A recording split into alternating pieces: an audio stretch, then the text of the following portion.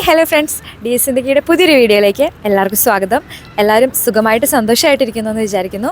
ഞാനിവിടെ നന്നായിട്ടിരിക്കുന്നുണ്ട് കേട്ടോ.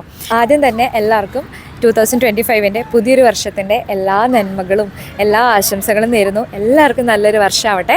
നമ്മൾ ഈ വർഷം ഏറ്റവും ആദ്യം ചെയ്യാൻ പോകുന്ന വീഡിയോ ഒരു സെൽഫ് ഇൻട്രൊഡക്ഷനാണ്. നമ്മുടെ ഫാമിലി ഇപ്പോൾ ചെറുതായിട്ട് ഗ്രോ ആയിക്കൊണ്ടിരിക്കുകയാണ്. നമുക്ക് 7K സബ്സ്ക്രൈബേഴ്സായി. ഞാൻ കരുതി ഒന്നും കൂടി ഡീറ്റെയിൽ ആയിട്ട് ഒരു സെൽഫ് ഇൻട്രൊഡക്ഷൻ ചെയ്യാം കേട്ടോ. നിങ്ങൾക്ക് എല്ലാവർക്കും അറിയുന്ന പോലെ തന്നെ എൻ്റെ പേര് ദിൽന എന്നാണ്, ദിൽന ജോൺ. നമ്മുടെ വീട് തൃശ്ശൂർ ജില്ലയിൽ വടക്കാഞ്ചേരി എന്ന് പറഞ്ഞ സ്ഥലത്താണ്, ഷൊർണൂരിന് തൊട്ടടുത്ത്. വടക്കാഞ്ചേരി എന്നല്ല കേട്ടോ, കുറച്ചും കൂടി ഉള്ളിലേക്ക് പോകണം. നമ്മളൊരു വള്ളുവനാട്ടുകാരാണ് ബേസിക്കലി കേട്ടോ. പിന്നെ നമ്മുടെ വീട്ടിൽ ആരൊക്കെ ഉണ്ടെന്ന് വെച്ചാൽ പപ്പയുണ്ട്, അമ്മയുണ്ട്, പപ്പയുടെ അമ്മയുണ്ട്, പിന്നെ എനിക്കൊരു സിസ്റ്ററുണ്ട്. സിസ്റ്ററിൻ്റെ പേര് ധന്യ ജോൺ എന്നാണ്. സിസ്റ്ററും സിസ്റ്ററിൻ്റെ ഹസ്ബൻഡും UK അവൾക്കൊരു ബേബി ഉണ്ട് കേട്ടോ.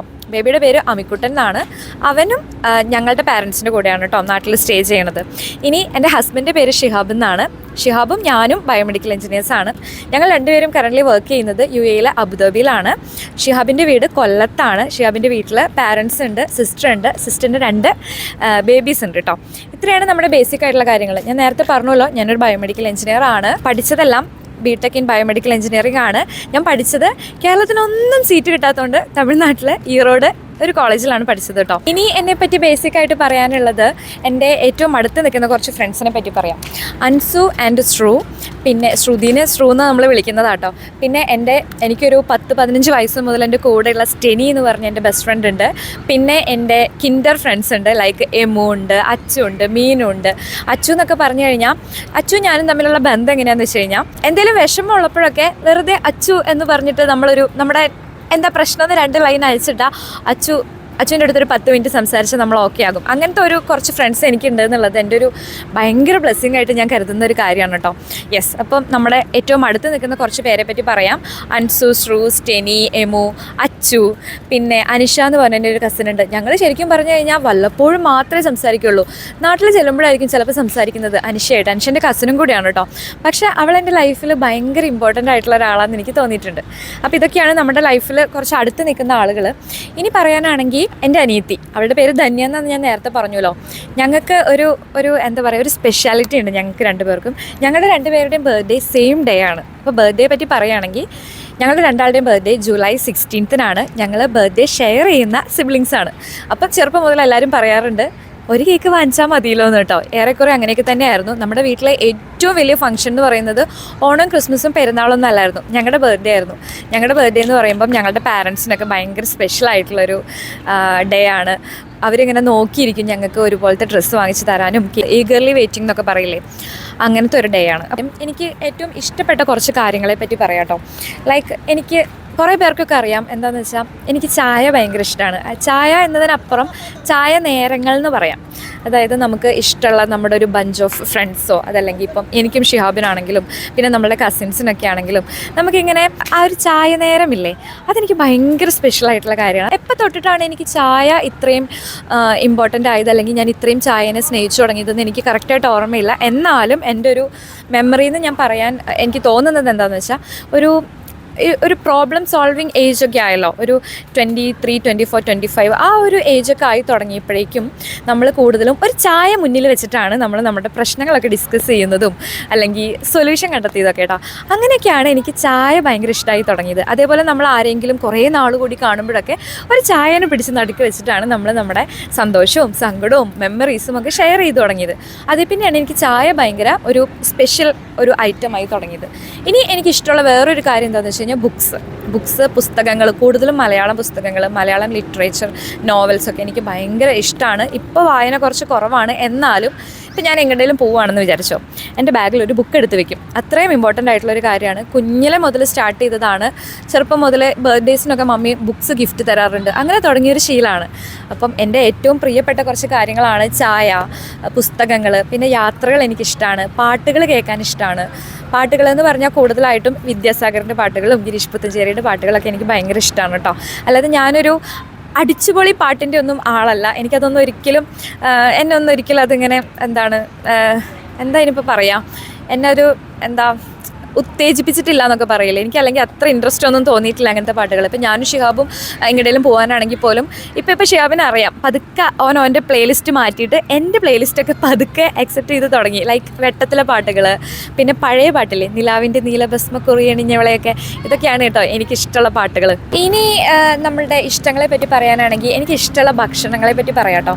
ഞാൻ കൂടുതലും നോൺ വെജാണ് കേട്ടോ കഴിക്കുക എന്ന് കരുതി ചിക്കനും മട്ടണും ബീഫും ഫിഷും അങ്ങനെയൊന്നുമല്ല. എനിക്ക് ഫിഷ് തീരെ താല്പര്യമില്ലാത്തൊരു കാര്യമാണ്, സ്മെല്ലൊന്നും ഇഷ്ടമില്ല. ബീഫാണെങ്കിൽ നമുക്ക് അലർജിയാണ്, ചൊറിയും ഇങ്ങനെ. അപ്പോൾ കൂടുതലും നമ്മൾ ചിക്കനാണ് കഴിക്കാറ്. പിന്നെ വെജ് അധികം കഴിക്കലില്ല കേട്ടോ. പച്ചക്കറിയോട് വലിയ താല്പര്യമില്ല. അപ്പോൾ എൻ്റെ അമ്മയൊക്കെ പറയും ഒരു കഷ്ണം ചിക്കൻ പൊരിച്ച് അവിടെ ഇങ്ങനെ ഫോട്ടോ കാണിച്ച് കൊടുത്തു കഴിഞ്ഞാൽ ചോറുണ്ണ കൂട്ടത്തിലാണ് ഞങ്ങളൊക്കെയെന്ന്. അത്രേ ഉള്ളൂ കേട്ടോ. അത്ര സിമ്പിളായിട്ട് ഭക്ഷണം കഴിക്കുന്ന ആളുകളാണ്. ഇത്തിരി അച്ചാറ് മതി, അല്ലെങ്കിൽ ഇത്തിരി ചമ്മന്തിപ്പൊടി മതി, അല്ലെങ്കിൽ എന്തെങ്കിലുമൊക്കെ ഒന്ന് തൊട്ടുകൂട്ടാൻ സൈഡിൽ തൊട്ടുകൂട്ടാൻ വേണ്ടിയിട്ട് മറ്റുള്ളവർ കരുതുന്ന സാധനങ്ങളില്ലേ സൈഡ് ഡിഷായിട്ട്, അതൊക്കെ വെച്ചിട്ട് ഞാനൊരു കുറേ ചോറുണ്ണു കേട്ടോ. പിന്നെ പറയുകയാണെങ്കിൽ എപ്പോഴും എനിക്ക് ഇത്തിരി ചോറുണ്ണണം. എന്തൊക്കെ കഴിക്കുകയാണെങ്കിലും ലാസ്റ്റ് എന്താ പറയുക, ഒരു പിടി ചോറുണ്ടായാലേ അല്ലെങ്കിൽ മനസ്സിനും വയറിനൊക്കെ ഒരു സന്തോഷം കിട്ടുള്ളൂ. അതൊക്കെയാണ് എൻ്റെ ഇഷ്ട വിഭവങ്ങൾ എന്ന് പറയാൻ വേണ്ടിയിട്ട്. പിന്നെ ഞാൻ ഇൻട്രോവേർട്ടാണോ എക്സ്ട്രോവേർട്ടാണോ എന്ന് ചോദിച്ചു കഴിഞ്ഞാൽ എനിക്ക് തോന്നുന്നതേ, ഞാൻ എൻ്റെ ഒരു കംഫർട്ടബിൾ ആയിട്ടുള്ള സ്പേസില്ലേ, അതിപ്പോൾ കംഫർട്ടബിൾ ആവാൻ അധികം സമയം എടുക്കണമെന്നൊന്നുമില്ല, എന്നാലും ഞാനൊരു ഓക്കെ ആയിട്ടുള്ള ഒരു കമ്മ്യൂണിറ്റിയിൽ അല്ലെങ്കിൽ ഒരു ഗ്യാങ്ങിലൊക്കെ ഞാൻ ഭയങ്കര ആക്റ്റീവാണ് കേട്ടോ. അല്ലെങ്കിൽ എന്നെ നല്ലോണം അറിയുന്നുണ്ടെങ്കിൽ അങ്ങനെയുള്ളവർക്ക് മാത്രമേ എന്നെ അറിയത്തുള്ളൂ. അല്ലാതെയുള്ള ചില സ്ഥലത്തൊക്കെ ഞാനീ പറഞ്ഞ പോലെ ഹായ് ബൈ എന്നോ, അല്ലെങ്കിൽ നമ്മുടെ കാര്യങ്ങൾ അധികം അങ്ങ് ഓപ്പൺ ആവാതെ, എന്നാൽ കാണുന്നവർക്ക് തോന്നും നമ്മൾ ഭയങ്കര ഓപ്പണാണ്, ഭയങ്കര ജോളിയാണ് എന്നൊക്കെ. പക്ഷേ നമ്മുടെ കാര്യങ്ങൾ എപ്പോഴും പ്രൈവറ്റ് ആക്കി വെച്ച് നമ്മൾ അത്രയും ഓക്കെ ആയിട്ടുള്ള ഒരു ടീമിൽ മാത്രമേ നമ്മളിങ്ങനെ അടിച്ചു പൊളിച്ച് അല്ലെങ്കിൽ നമ്മുടെ സകല മണ്ടത്തരവും പുറത്ത് കാണിച്ചിട്ടൊക്കെ നിൽക്കുള്ളൂ. അതെല്ലാവരും, ഞാൻ മാത്രമല്ല എല്ലാവരും അങ്ങനെ തന്നെയാണ്. അവരുടെ കംഫർട്ടബിൾ ആയിട്ടുള്ള സ്ഥലത്ത് മാത്രമേ അവർ അത്രയും ഓപ്പൺ ആവുള്ളൂ, ഫ്രീ ആയിരിക്കുള്ളൂ എന്നൊക്കെ. അപ്പം എനിക്ക് തോന്നാറുണ്ട്, ഞാനപ്പോൾ ഈ ആംബിവേർട്ട് എന്ന് പറഞ്ഞ വേർഡില്ലേ, അതായത് ഇൻട്രോവേർട്ടും അല്ല എക്സ്ട്രോവേർട്ടും അല്ല, ഇൻ ബിറ്റ്വീൻ നിൽക്കുന്നത്, അങ്ങനെ ഒരാളാണെന്ന് തോന്നുന്നു ഞാൻ. പിന്നെ ചില സമയത്ത് എനിക്ക് തോന്നും എനിക്ക് പുറത്ത് പോകാനൊന്നും ഇഷ്ടമില്ല, ബഹളങ്ങൾ ഇഷ്ടമില്ല, വീടിൻ്റെ ഉള്ളിൽ തന്നെ ഒതുങ്ങിയിരിക്കും. ഇപ്പോൾ ഫ്രണ്ട്സൊക്കെ ഗെറ്റ് ടുഗദറിനോ എന്തിനേലൊക്കെ പുറത്ത് പോകാൻ വിളിച്ചാലും ഞാൻ വരണില്ല എന്ന് മടി പിടിച്ചിരിക്കും. പക്ഷേ ചില സമയത്ത് എനിക്ക് ഭയങ്കര ബഹളം വേണം, ഭയങ്കര ഓളം വെച്ച് നടക്കണം. അതെന്താണെന്ന് എനിക്ക് മനസ്സിലാവുന്നില്ല. ചിലപ്പോൾ ഞാൻ ആംബിവേർട്ട് ആയതുകൊണ്ടായിരിക്കും. അതുകൊണ്ട് ഞാൻ ശരിക്കും എന്താണെന്ന് എനിക്കങ്ങ് മനസ്സിലായിട്ടില്ല. പിന്നെ ഈ റീഡിങ് ഹാബിറ്റിനോട് കൂടി ചേർത്ത് വായിക്കേണ്ട എൻ്റെ വേറൊരു ഇഷ്ടമാണ്, എനിക്ക് എഴുതാൻ ഇഷ്ടമാണ് കേട്ടോ.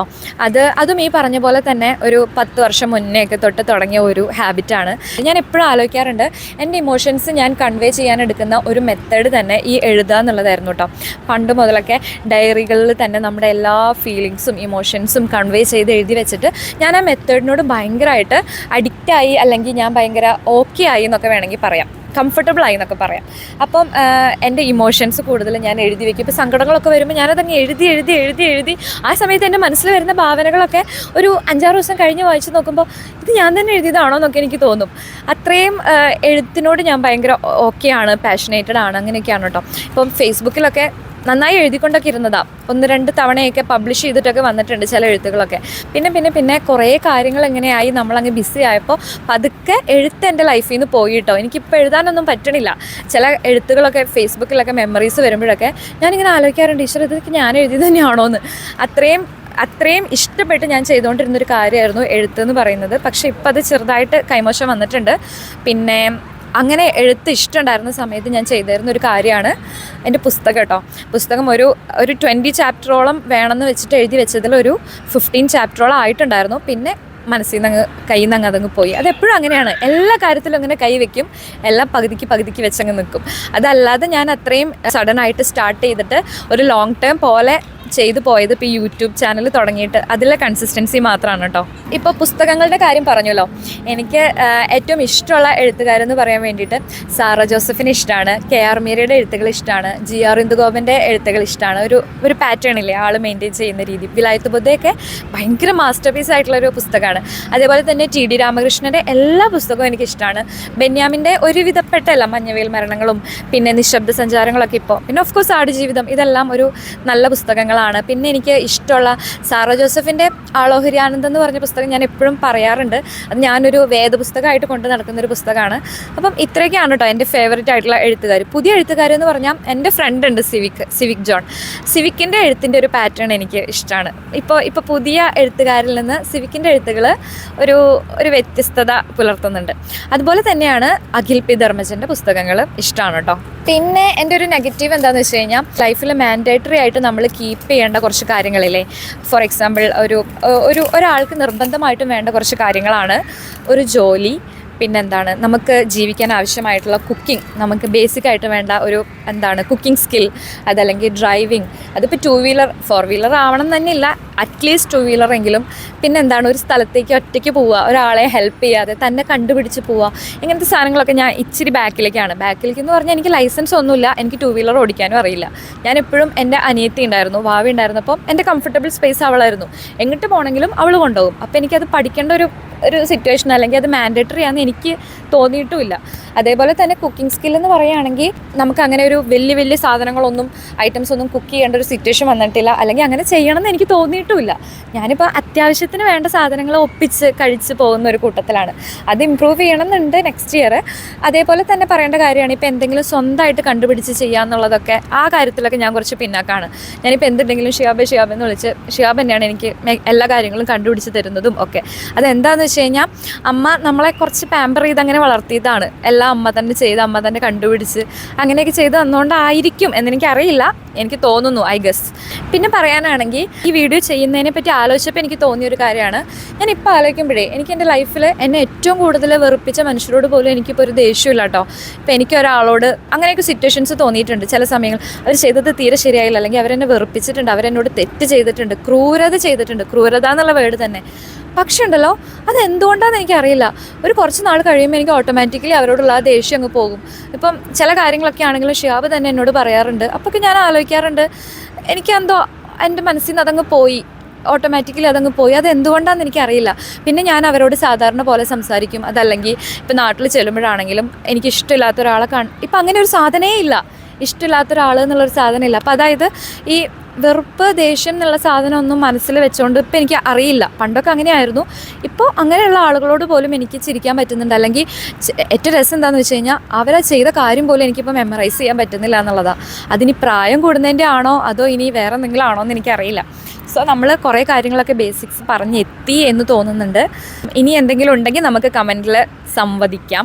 ഇതുവരെ കണ്ട് എത്തിയ എല്ലാവരോടും ഒരുപാട് നന്ദിയുണ്ട്. പുതിയ വർഷം എല്ലാവർക്കും ഒരുപാട് പ്രതീക്ഷകളുള്ള വർഷമാണ്. നല്ലൊരു വർഷമാവട്ടെ. നല്ലതുകൾ മാത്രം സംഭവിക്കട്ടെ എന്ന് പറയുന്നില്ല, പക്ഷേ താങ്ങാനാകുന്ന സങ്കടങ്ങൾ മാത്രം സംഭവിക്കട്ടെ. നിങ്ങൾ വീഡിയോ ലൈക്ക് ചെയ്യണം.